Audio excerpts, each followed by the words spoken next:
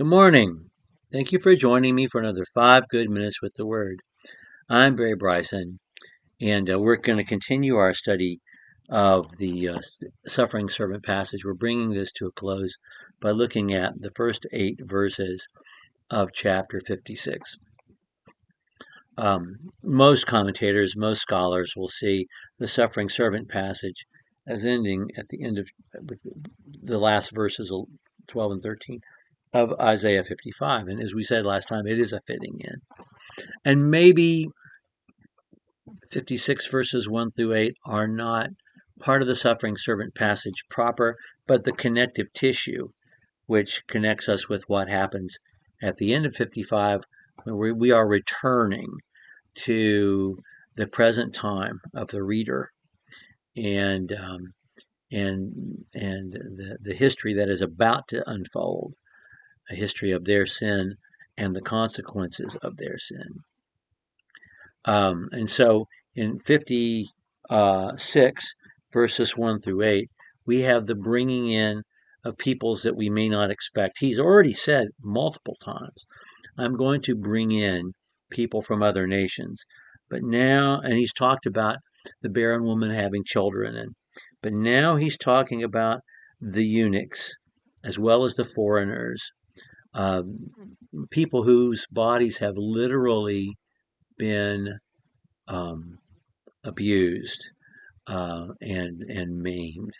No one voluntarily made themselves a eunuch. The people did this to other people for a variety of reasons, and were doing so in Western culture all the way up through the end of the 1600s, even to the beginning of the 1700s.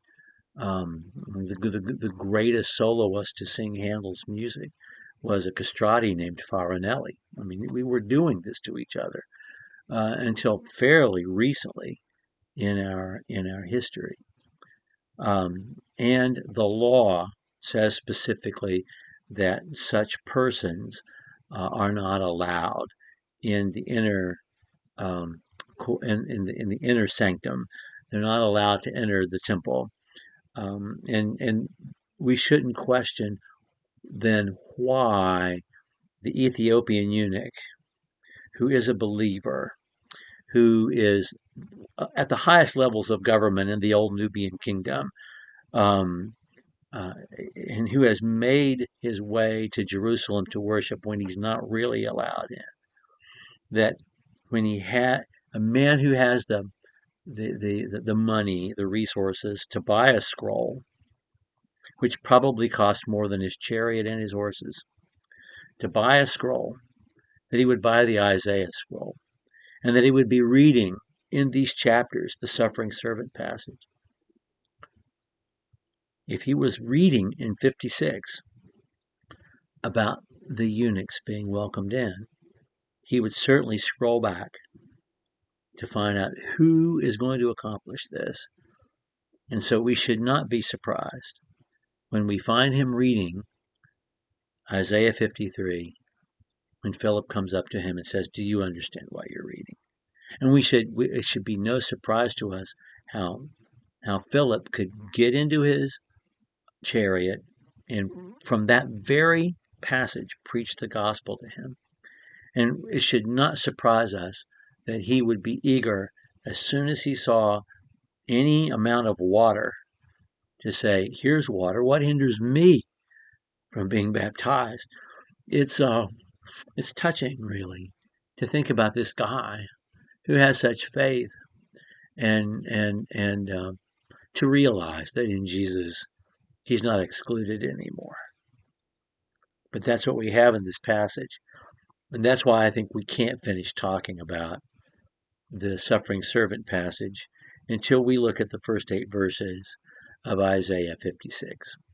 So that's what we're going to do as we close our study of the suffering servant passage. We're going to look at the first 8 verses of Isaiah 56, understanding that in verse 9, we are moving to a different section, and these 8 verses are maybe the connective tissue that connects one section with the next section. but they are necessarily attached to the suffering servant passage. So we'll pick up with verses 1 and 2 next time. Thank you so much for joining me for another 5 good minutes with the Word.